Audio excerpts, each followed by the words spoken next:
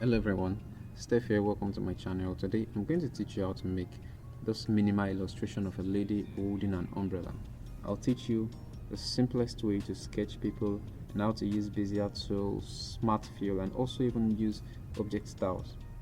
And if you enjoyed this video, please like and subscribe to see more. Cheers.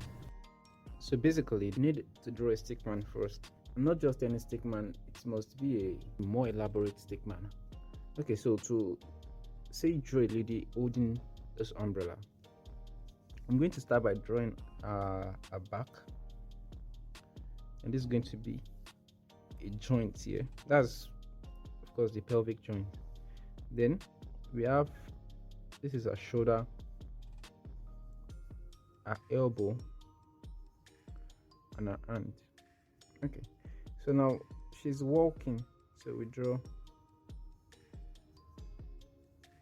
feet for her here, and let's say straight one.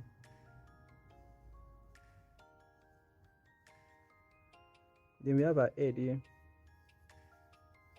and if we have to flesh this out a little, we're going to just draw a shoulder for her.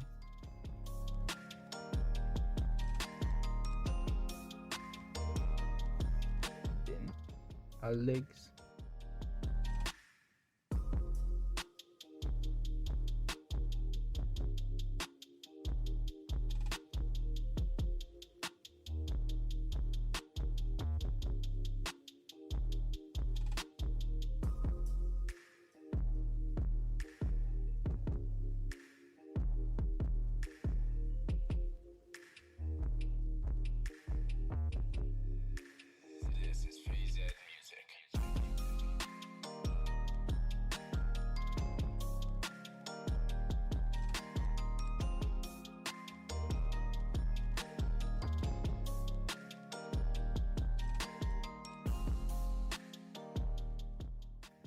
when I move it into CorelDRAW, I'm going to just trace it out quickly, and we have our final illustration. Let me give her a rod for our umbrella and something to cover. Now I've dragged my sketch into CorelDRAW. I'm going to make it a little transparent.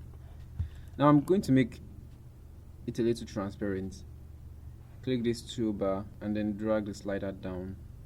I'm going to lock it by right clicking, then selecting lock. Now, to trace out outlines in CorelDRAW, my favorite is Bezier, and to get Bezier, long press the freehand tool and you get this little menu, then select Bezier.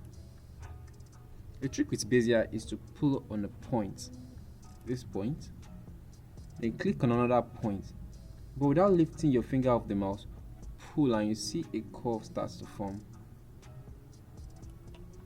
You do the same thing, pull. It's easier when you work in small intervals. With a little more practice, you manage large curves.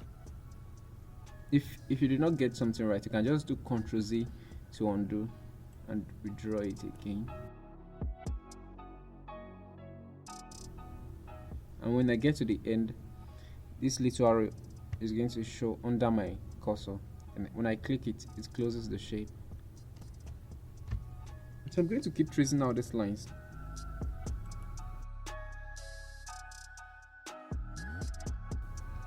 I'll click enter to finish that line.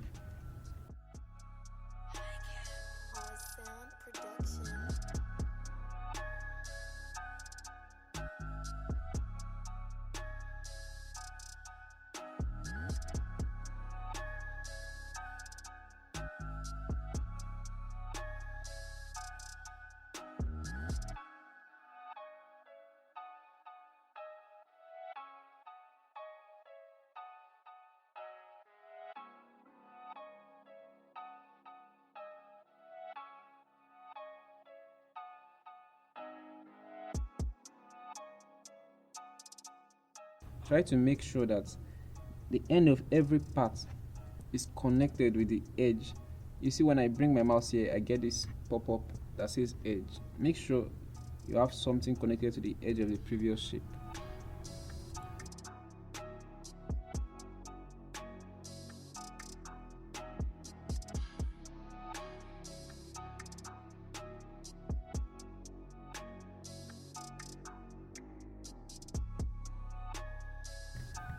Now that we're done, let's unlock this picture and get rid of it. Using the shape tool, you can tidy up these lines. These little points are called nodes, and if we select them, we'll notice that they have handles we can play around with to adjust the curve. You can delete some nodes to give it a smoother feel. So I'm going to delete this node. I think this leg protrudes too much, and to just bring it in, I'll just select these two nodes and pull it back in. I think I'll also move this back in also and straighten it up with this handle.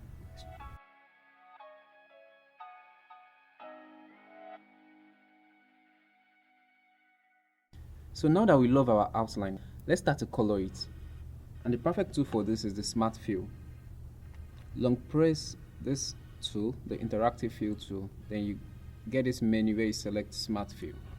And just click between areas you want colored, like that.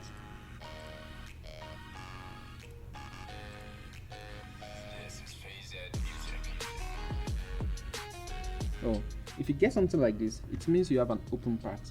I'm going to just undo that. Using my shape tool, I'm going to adjust this node. I'm going to try to drag it and make sure it touches the edge of this shape. And I'm going to try the Smart Fill again. And this time, perfect. I'm going to copy pictures from my palette here. And I got this palette from CorelDRAW. So using the color eyedropper tool, I'm going to pick colors here and drop them here.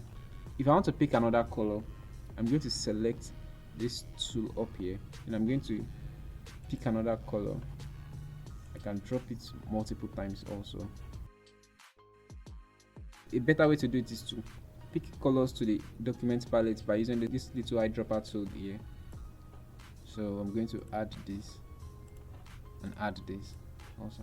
So now I can delete this. I don't need it any longer. I'm going to give this color and this to the same color. Okay, this is going to get this color. So let's give her the little umbrella she holds. I'm going to draw a circle and draw a line across the circle. Then I'm going to use my Smart Fill tool, and I'm going to fill this part of the circle, and I'll delete the circle and this line.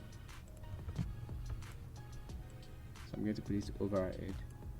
I want it to be this color. Now I'm going to rotate it slightly, and I'll just click it again to get the rotate controls. Holding down my control key, I'm going to rotate it slightly. If you look at this panel, you're going to see the increase in degrees if you are holding control. So I want it to be at 30. Then I'm going to draw a line, make sure it's from the midpoint, and pull it out, holding control still. So I'm going to select this line and this shape, and I'll move it so it's on a hand. Yeah.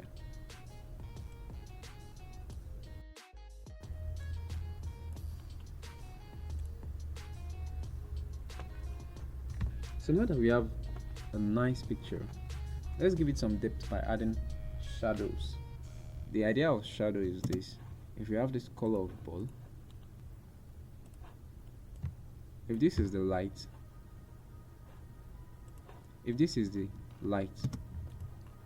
we're going to have a shadow somewhere here.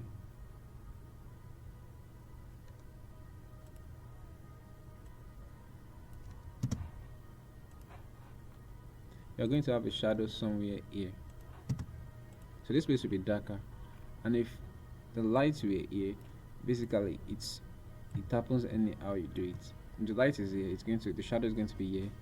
If it were at the bottom, the shadow is going to be at the other side. So the concept here is that, for example, I want my sun to be somewhere here.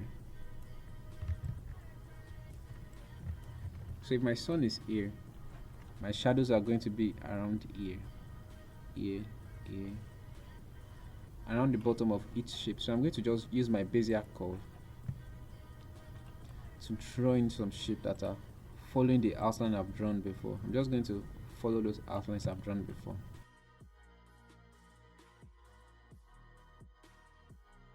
but I'm going to make the color this darker color. To remove the outline, I'm just going to right click on this and I'm going to make it transparent.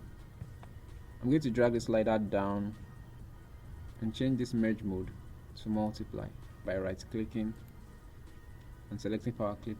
And I'm going to select the shape. It looks like a shadow there.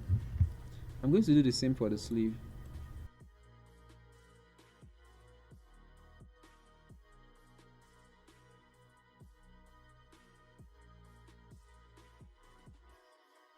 Make it transparent and change it to multiply.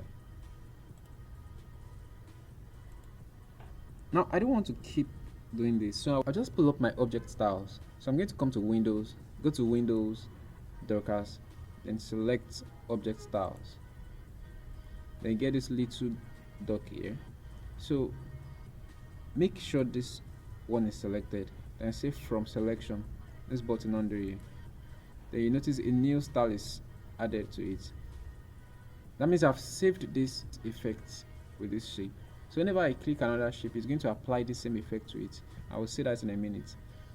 Now let me power clip this inside this shape. I'm going to draw another shadow for the arm here. I think I'm okay with something like this.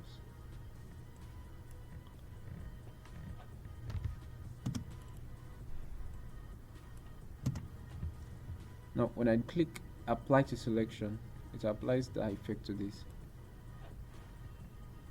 And I can power clip it inside.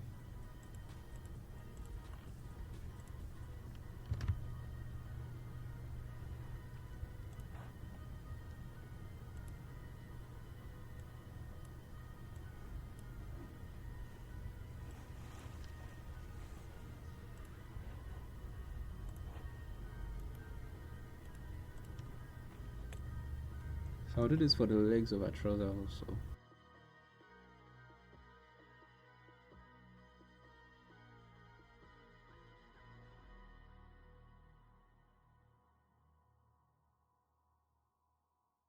Then apply to selection.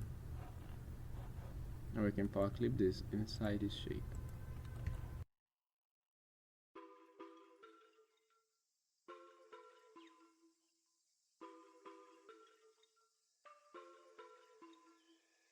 This is Bezier music.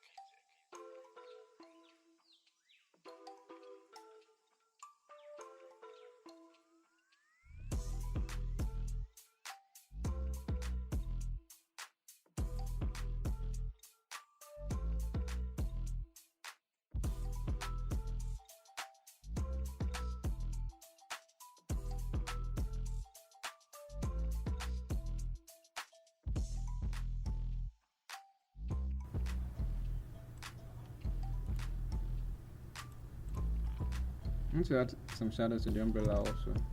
So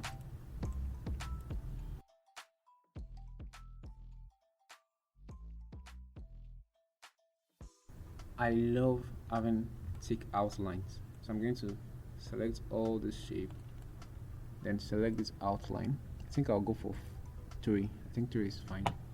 I'm going to make the outline the color of this dark blue. One final thing I add in all my illustrations, which is not necessary, but I love it for my style, is to select everything, long press the shape tool, then select the smooth in this little menu.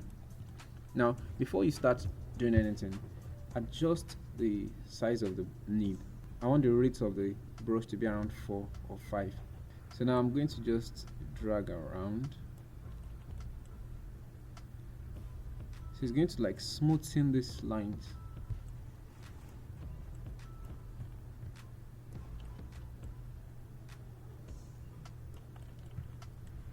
I think the umbrella is fine. I think I'll make this umbrella rod a little more thicker, and let's go for 4. Perfect. And I want to send this behind this shape, so I'll right click it, then say order, and I'll select this one behind, then I'll click on the hand and it goes behind it. I want to add a shadow for our legs.